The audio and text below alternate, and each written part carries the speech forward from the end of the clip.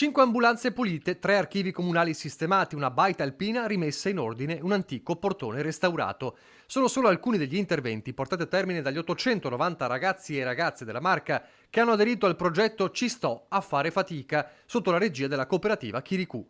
Gli adolescenti tra i 14 e i 19 anni si sono dedicati per 6 settimane a lavori di sistemazione dei beni pubblici nel loro comune di residenza, sistemando complessivamente 305 panchine e tavoli pubblici, ripulendo 29 parchi e giardini, rimettendo a nuovo 108 murales e tinteggiature, ripristinando 56 balconi e ringhiere.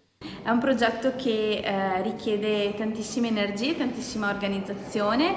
Abbiamo messo in campo molti volontari, molti educatori e molte amministrazioni che hanno fatto sì che quasi 1000 ragazzi anche quest'estate potessero mettersi in gioco. La Marca è stata tra le prime province a livello nazionale ad avviare l'edizione 2023 del progetto Ci sto a fare fatica, che ha coinvolto ben 89 squadre di lavoro in 32 comuni delle province di Treviso e Belluno.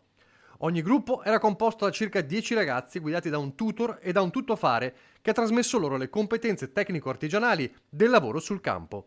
Tra i comuni che hanno registrato le maggiori adesioni, quelli della Castellana con Castelfranco capofila. Pensiamo che possa essere un percorso che aiuta a valorizzare e a avvicinare i ragazzi al senso civico, al mettersi a disposizione per la cura di quegli ambiti comunali, di quegli ambiti insomma, di pubblico che talvolta sono trascurati da alcuni giovani stessi.